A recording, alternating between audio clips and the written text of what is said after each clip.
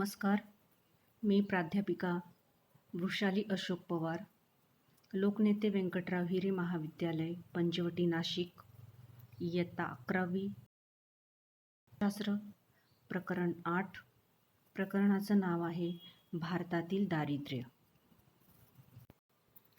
आज आपण भारतातील दारिद्र्याचे कारणे अभ्यासणार आहोत. भारतामध्ये लोकसंख्या वाढ मोठ्या प्रमाणावर होत आहे आणि त्यामुळे बेरोजगारीसुद्धा मोठ्या प्रमाणावर वाढते आहे. बेरोजगारी वाढ झाल्यामुळे लोकांना उत्पन्न मिळत नाही आणि त्यामुळे दारिद्र्य मोठ्या प्रमाणावर वाढत चाललेले दिसून येते. म्हणूनच आज आपण भारतातील दारिद्र्याचे कारणे अभ्यासणार आहोत. पहिलं कारण आहे ते म्हणजे लोकसंख्येचा विस्फोट. भारताची लोकसंख्या ही मोठ्या प्रमाणावर वाढते आहे. जगामध्ये लोकसंख्येच्या दृष्टिकोनातून भारताचा दुसरा क्रमांक येतो आणि त्याचमुळे लोकसंख्या वाढल्यामुळे बेकारी वाढते आहे आणि बेकारी वाढल्यामुळे दारिद्र्य मोठ्या प्रमाणावर वाढते आहे. लोकसंख्या ज्या प्रमाणात वाढते आहे त्याच प्रमाणात रोजगार निर्मिती भारतामध्ये होत नाही आणि त्यामुळे बरेच लोक किंवा जनता ही बेकार होते आणि त्यामुळे उत्पन्न न मिळाल्या कारणामुळे त्यांना दारिद्र्याला सामोरे जावे लागते. लोकसंख्या वाढ ही जरी होत असली तरीसुद्धा रोजगार वाढीसाठी प्रयत्न पंचवार्षिक योजनेच्या मार्फत केले जातात. परंतु रोजगार वाढ ही लोकसंख्या वाढीच्या तुलनेने अतिशय कमी असल्या कारणामुळे जास्तीत जास्त लोक बेरोजगार राहतात आणि त्यामुळे दारिद्र्य मोठ्या प्रमाणावर पसरताना दिसते. पुढचं कारण आहे आर्थिक वृद्धीचा मंद दर. रोजगाराची वाढ ही आर्थिक वृद्धीवर आधारित असते. अल्पविकसित राष्ट्राला पूर्ण रोजगार व सुबत्ता प्राप्त करण्याकरता उच्च विकास दर सातत्याने खूप मोठ्या कालावधीकरता आवश्यक आहे. तरीसुद्धा सध्याचा विकास दर भारतातील दारिद्र्य उच्चाटन करण्यासाठी पुरेसा नाही.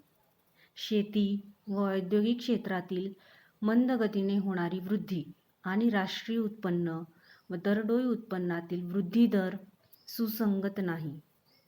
बऱ्याच राज्यात सरासरी राष्ट्रीय उत्पन्नापेक्षा दरडोई उत्पन्न कमी आहे. त्यामुळे दारिद्र्य निर्माण होऊन लोकांच्या राहणीमानाचा दर्जा हा खालावलेला आहे. पुढचं कारण आहे ते म्हणजे बेरोजगारी आणि अर्धबेकारी. बेरोजगारी म्हणजे ज्या व्यक्तीने 18 वर्ष पूर्ण केलेले आहेत आणि ज्याने शैक्षणिक पात्रता धारण केलेली आहे आणि त्याला रोजगार प्राप्त होत नाही त्याला बेरोजगार असं म्हटलं जातं. अर्धबेकारी म्हणजे जेथे व्यक्तीची काम करण्याची क्षमता पूर्ण वापरली जात नाही किंवा कनिष्ठ पातळीवर काम करावे लागते त्याला अर्धबेकारी असे म्हटले जाते. उदाहरणार्थ पदव्युत्तर व्यक्तीने पहारेकरीचे काम करणे. तसेच जो व्यक्ती पूर्ण वेळ काम करण्यास लायक आहे तरीसुद्धा त्याला अर्धवेळ काम मिळत असेल त्यालासुद्धा अर्धबेकारी असं म्हटलं जातं. भारतामध्ये बेकारी आणि अर्धबेकारीमुळे लोकांना उत्पन्न कमी मिळतं किंवा मिळतच नाही. त्यामुळे दारिद्र्य वाढत असलेले दिसून येते. पुढचं कारण आहे ते म्हणजे आर्थिक विषमता.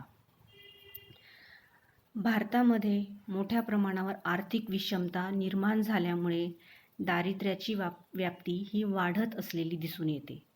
उदाहरणार्थ उत्पन्न, मालमत्ता, उपभोग खर्च, कर्ज सुविधा, शेतजमिनीचे वाटप इत्यादींमध्ये विषमता दिसून येते. तसेच उत्पन्न व संपत्तीचे लोकांमध्ये असमान वाटप म्हणजे विषमता होय. मोठ्या प्रमाणातील उत्पन्न व संपत्तीचे असमान वाटप हे भारतातील गरिबीचे महत्त्वाचे कारण आहे. योजना आयोगाच्या मतानुसार अविकसितपणा व आर्थिक असमानता ही दारिद्र्याची 2 कारणे आहेत.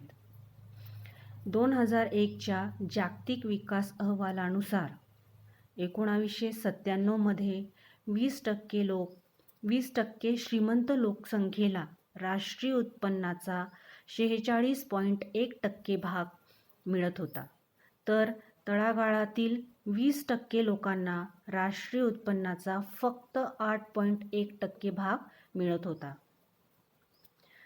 अशा प्रकारे आर्थिक विषमता निर्माण झाल्यामुळे दारिद्र्य वाढत चाललेले दिसून येते. पुढचं कारण आहे पायाभूत सुविधांची दुर्लभता.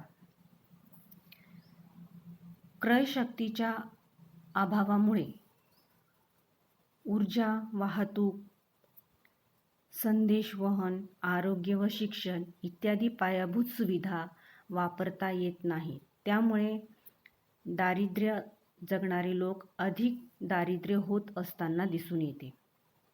लोकांना कोणत्याही प्रकारचं उत्पन्न न मिळाल्या कारणामुळे असे लोक कोणत्याही प्रकारचे कौशल्य आत्मसात करू शकत नाही आणि कौशल्य आत्मसात करू शकत नसल्यामुळे त्यांना योग्य तो रोजगार प्राप्त होऊ शकत नाही किंवा रोजगार प्राप्तही झाला तरी त्यांना तिथे योग्य पद्धतीने काम करता येत नाही.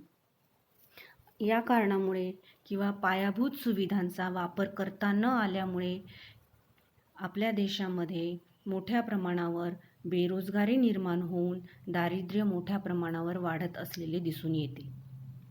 पुढचं कारण आहे चलनवाढ. चलनवाढ म्हणजे सातत्याने जीवनावश्यक वस्तूंच्या किमतीत होणारी वाढ होय. उदाहरणार्थ खाद्यपदार्थ, अन्नधान्यांची वाढती मागणी आणि कमी पुरवठ्यामुळे किमतीत प्रचंड वाढ होते. यामुळे खर्च करण्याची क्षमता कमी होऊन गरीब अधिक गरीब होतात. अन्न संकटामुळे लोकांमध्ये उपासमार, कुपोषण इत्यादींमध्ये मोठ्या प्रमाणावर वाढ होत असलेली दिसून येते.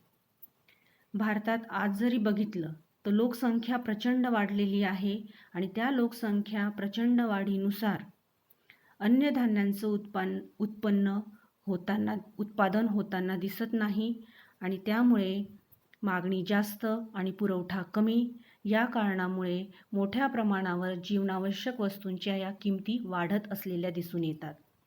आणि जशा जशा किमती वाढतात तशा त्या प्रमाणात लोकांची खर्च करण्याची प्रवृत्ती पण कमी झालेली दिसून येते आणि त्याच्यामुळे दारिद्र्य मोठ्या प्रमाणावर वाढत असलेले आपल्याला दिसून येते.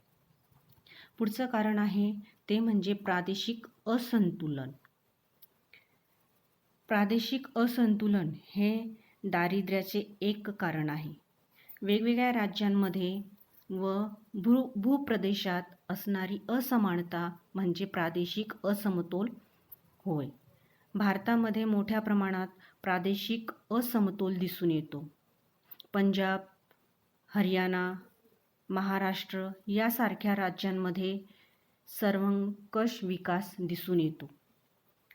परंतु ओरिसा, मध्य प्रदेश, बिहार, छत्तीसगड, झारखंड, सिक्कीम, अरुणाचल प्रदेश व आसाम ही राज्ये आर्थिक विकासामध्ये मागासलेली असून तिथे दारिद्र्याचे गुणोत्तर जास्त असलेले दिसून येते.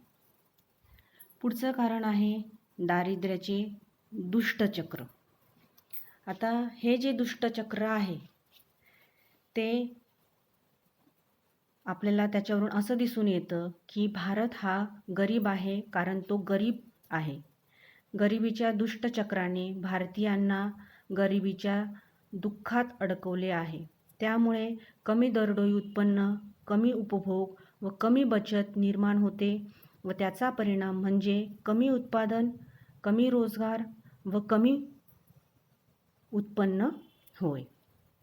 म्हणजे अशा प्रकारे हे जे दारिद्र्याचे दुष्टचक्र आहे ही संकल्पना प्राध्यापक रॅग्नर नर्क्स यांनी मांडलेली आहे. हे जे दुष्टचक्र निर्माण झालेले आहे, त्या दुष्टचक्रामध्ये जेव्हा उत्पादन कमी होते, उत्पादन कमी झाल्यामुळे कमी राष्ट्रीय उत्पन्न निर्माण होते. कमी राष्ट्रीय उत्पन्न निर्माण झाल्यामुळे कमी दरडोई उत्पन्न मिळते आणि कमी दरडोई जेव्हा उत्पन्न मिळते, त्यावेळेला लोकांकडून बचतीचे प्रमाणसुद्धा कमी होते आणि बचत कमी म्हणून त्या बचतीचं गुंतवणुकीमध्ये रूपांतरणही कमी प्रमाणात झालेले दिसून येते. आणि ज्या वेळेला गुंतवणूक कमी होते, त्यामुळे भांडवल निर्मितीसुद्धा कमी झालेली दिसून येते. म्हणजेच अशा प्रकारे दारिद्र्यामुळे हे दुष्टचक्र निर्माण झालेले दिसून येते. भारतामध्ये अशा प्रकारचं दुष्टचक्र जे निर्माण झालेलं आहे, त्यामुळे भारतामध्ये गरिबी मोठ्या प्रमाणावर पसरलेली आपल्याला दिसून येते. पुढचं कारण आहे ते म्हणजे इतर कारणे. याच्यामध्ये नैसर्गिक आपत्तींची पुनरावृत्ती हे एक कारण त्यांनी दिलेलं आहे. त्याच्यामध्ये नैसर्गिक आपत्ती जी येते, जसं दुष्काळ, अतिवृष्टी, संसर्गजन्य रोग किंवा या सर्व कारणांमुळे मोठ्या प्रमाणावर दारिद्र्य पसरत असते. तसेच जात, धर्म, वर्ण व लिंग भेदभाव यामुळे सुद्धा भारतामध्ये दारिद्र्य वाढत असलेले दिसून येते. प्रशासकीय अकार्यक्षमता व भ्रष्टाचार तसेच सार्वजनिक वितरण पद्धतीतील अडथळे ही सर्वे भारतातील दारिद्र्य निर्माण करणारी कारणे आहेत. अशा प्रकारे भारतातील दारिद्र्याची कारणे ही लोकसंख्येचा विस्फोट, आर्थिक वृद्धीचा मंद दर, बेरोजगारी आणि अर्धबेकारी, आर्थिक विषमता, पायाभूत सेवांची दुर्लभता, चलनवाढ, प्रादेशिक असंतुलन, दारिद्र्याचे दुष्टचक्र आणि इतर कारणे ही सर्व भारतामध्ये दारिद्र्य निर्माण करण्याची कारणे आहेत. अशा प्रकारे आज आपण भारतातील दारिद्र्याची कारणे अभ्यासली. धन्यवाद.